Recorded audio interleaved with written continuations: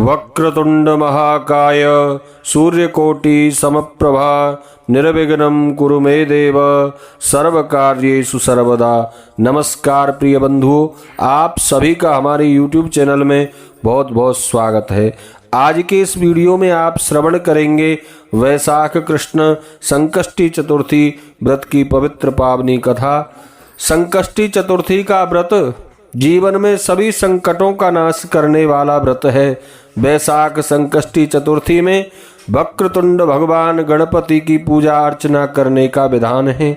इस दिन भगवान वक्रतुंड गणपति की पूजा करने से धर्म, अर्थ, मोक्ष, विद्या, धन व आरोग्य की प्राप्ति होती है। व्रतकर्ता को इस दिन व्रतकर्ता को प्रातः काल उठकर स्नान कर भगवान गणेश जी के सामने दीप आदि प्रज्वलित करके पंचोपचार से उनकी पूजा करके हाथ जोड़कर मन ही मन इस प्रकार व्रत का संकल्प करें। हे वक्रतुंड श्री गणेश जी, मैं चतुर्थी व्रत को करने का संकल्प करता हूँ अथवा करती हूँ।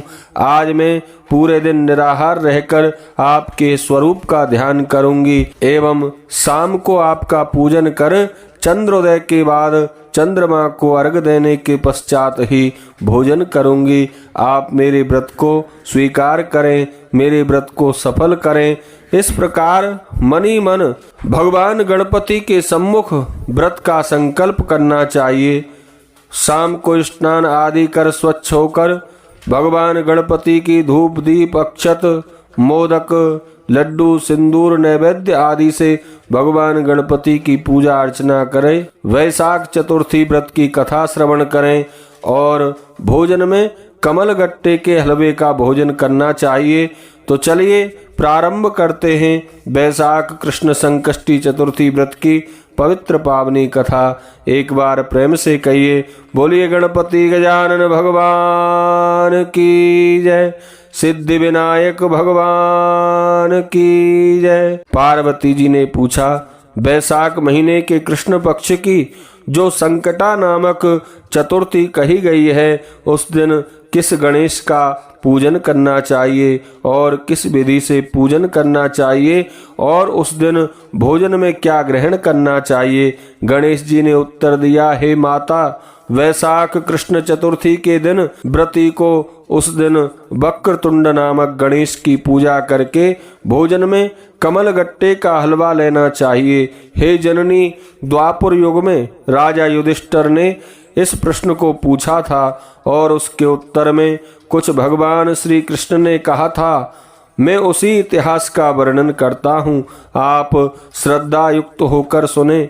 श्री कृष्ण जी बोले, हे राजा युधिष्ठिर, इस कल्याणदात्री चतुर्थी का जिसने व्रत किया और उसे जो फल प्राप्त हुआ, मैं उसे ही कह रहा हूँ। प्राचीन काल में एक रंतिदेव नामक प्रतापी राजा हुआ करता था। जिस प्रकार आग तृण समूह को जला डालती है, उसी प्रकार वे अपने शत्रुओं के विनाशक थे।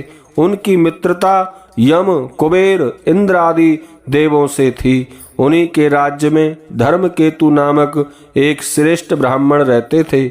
उनके दो स्त्रियां थीं, एक का नाम सुशीला और दूसरी का नाम चंचला। सुशीला नित्य ही कोई ना कोई व्रत किया करती थी, फलतः उसने अपने शरीर को दुर्बल बना डाला था। इसके विपरीत चंचला कभी भी कोई व्रत, उपवास आदि ना करके भरपेट भोजन करती थी। इधर सुशीला को सुंदर लक्षणों वाली एक कन्या हुई और चंचला को पुत्र रत्न की प्राप्ति हुई। यह देखकर चंचला बार बार सुशीला को ताने देने लगी, अरे सुशीला, तूने इतना व्रत उपवास करके अपने शरीर को जर्जर बना डाला, फिर भी एक कृशकाय कन्या को जन्म दिया। मुझे देख, मैं कभी व्रत आदि के चक्कर में ना पड़कर हष्ट पुष्ट बनी हूँ और वैसे ही बालक को भी मैंने जन्म दिया है। अपनी सौत का व्यंग बाण सुशीला के हृदय में चुभने लगा। वह पतिव्रता विधिवत गणेश की उपासना करने लगी। जब सुशीला ने भक्ति भाव से संकट नाशक गणेश चतुर्थी का व्रत किया तो रात्रि में वरदायक गणेश जी ने उसे दर्शन दिया। श्री गणेश जी ने कहा, हे सुशीले, तेरी आराधना से हम अत्यधिक संतुष्ट हैं। मैं तुम्हें वरदान दे रहा हूँ कि तेरी कन्या के मुख से निरंतर मोती और मूंगा प्रभावित होते रहेंगे। हे कल्याणी, इससे तुझे सदा प्रसन्नता रहेगी। हे सुशीले, तुझे वेद शास्त्र बेता एक पुत्र भी उत्पन्न होगा। इस प्रकार का वरदान देकर गणेश जी वहां से अंतर ध्यान हो गए। वरदान प्राप्ति के फल स्वरूप उस कन्या के मुख से सदैव मोती और मूंगा झड़ने लगे। कुछ दिनों के बाद सुशीला को एक पुत्र उत्पन्न हुआ। तदंतर धर्मकेतु का स्वर्गवास हो गया। उसकी मृत्यु के अनंतर चंचला घर का सारा धन लेकर दूसरे घर में जाकर रहने लगी, परंतु सुशीला पति गृह में रहकर ही पुत्र और पुत्री का पालन पोषण करने लगी। उस कन्या के मुंह से मोती मूंगा गिरने के फलस्वरूप सुशीला के पास अल्पकाल में ही बहुत सा धन एकत्रित हो गया और इस कारण चंचला उससे ईर्ष्या करने लगी। एक दिन हत्या करने के उद्देश्य से चंचला ने सुशीला की कन्या को कुएं में ढकेल दिया। उस कुएं में गणेश जी ने उसकी रक्षा की और वह बालिका सकुशल अपनी माता के पास लौट आई। उस बालिका को जीवित देखकर चंचला का मन उद्विग्न हो उठा। वह सोचने लगी कि इसकी रक्षा ईश्वर करता है, उसे कौन मार सकता है। इधर सुशीला अपनी पुत्री को पुनः प्राप्त कर प्रसन्न हो गई। पुत्री को छाती से लगाकर उसने कहा, श्री गणेश जी ने तुझे पुनः जीवन दिया है। अनाथों के नाथ श्री गणेश जी ही हैं। चंचला आकर उसके पैरों में नतमस्तक हो गई।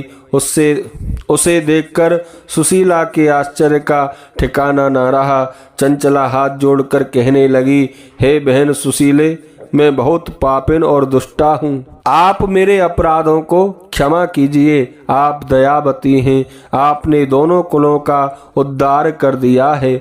जिसका रक्षक देवता करते हैं उसका मानव क्या बिगाड़ सकते हैं। जो लोग संतों एवं सत्पुरुषों का दोष देखते हैं वे अपनी करनी से स्वयं नाश को प्राप्त होते हैं। इसके बाद चंचला ने भी उस कष्ट निवारक पुण्यदायक संकट नाशक गणेश चतुर्थी के व्रत को किया।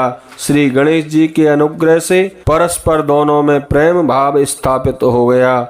जिस पर गणेश जी की कृपा होती है उसके शत्रु भी मित्र बन जाते हैं। सुशीला के द्वारा संकट नाशक गणेश चतुर्थी व्रत किए जाने के कारण ही उसकी सौत चंचला का हृदय परिवर्तित हो गया। श्री गणेश जी कहते हैं कि हे माँ, पूर्व काल का पूरा वृतांत मैंने आपको सुना दिया है। इस लोक में इससे श्रेष्ठ विघ्न नाशक कोई दूसरा व्रत नहीं है। श्री कृष्ण जी कहते हैं, हे धर्मराज, आप भी विधि पूर्वक गणेश जी का व्रत कीजिए। इसके करने से आपके शत्रुओं का नाश होगा तथा अष्ट सिद्धियां और नवनिधियां आपके सामने करबद्ध होकर खड़ी रहेंगी। हे धर्मपरायण युधिष्ठिर, आप अपने भाइयों, धर्मपत्नी और माता के सहित इस व्रत को कीजिए। इससे थोड़े समय में ही आप अपने राज्य को प्राप्त कर लेंगे। बोलिए गणपति गजानन भगवान की जय।